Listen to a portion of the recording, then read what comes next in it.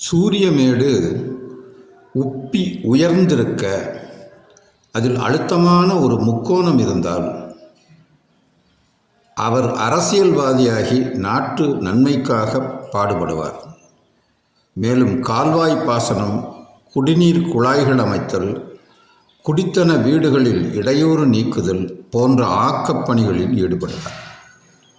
சூரியமேடு உப்பி நின்று அதில் தீர்க்கமான ஒரு நட்சத்திர குறி இருந்தால் அவர் ஏழையாகவே இருந்து தரித்திரத்தால் சோதிக்கப்பட்டாலும் கூட பிற்காலத்தில் திடீரென தொழில் விருத்தி, வியாபார விருத்தி போன்றவை ஏற்பட்டு சொத்து, சுகம், செல்வம், கீர்த்தி பெருகி பலரும் கண்டு வணங்கும் பிரபுவாக ஆணையிடும் ஒரு அதிகாரத்தோடு உள்ள பெரும் பதவியும் அவருக்கு கிட்டும் என்று இந்த சூரியமேட்டில் உள்ள குறிகள் குறித்து கூறியிருக்கிறது.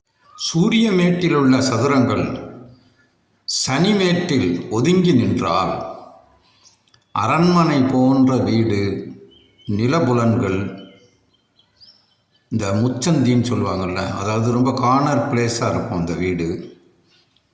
அது போக அந்த வீட்டுக்கு பக்கத்தில் அந்த சுடுகாடு இருக்கும்னுவாங்க, நீர்நிலைகள் இருக்கலாம். அதுவே சூரியமேட்டில் உள்ள சதுரங்கள் புதன்மேட்டில் ஒதுங்கி நின்னால் அந்த பில்டிங், அந்த அரண்மனை மாதிரி அந்த கட்டணம் இருக்கு இல்லையா, அது நிலபுலன்கள், அது போக அந்த நத்தம் புறம்போக்குன்னு சொல்லுவாங்க, அதுக்கு பக்கத்தில் இருக்குமா. அது மேலே சூரியன் மேட்டின் மேலேயே சதுரங்கள் இருந்தால் பெரிய கடை வீதி, ராஜ வீதி மாதிரி, ரத வீதின்லாம் சொல்கிறாங்கல்ல, அந்த மாதிரி பெரிய ஒரு காம்ப்ளெக்ஸ் மாதிரி அந்த வீடு ரொம்ப பாப்புலரான பிளேஸில் அமைஞ்சிருக்கும். அந்த மாதிரி ஒரு அமைப்பு இருக்கும்னு சொல்லப்பட்டிருக்கு.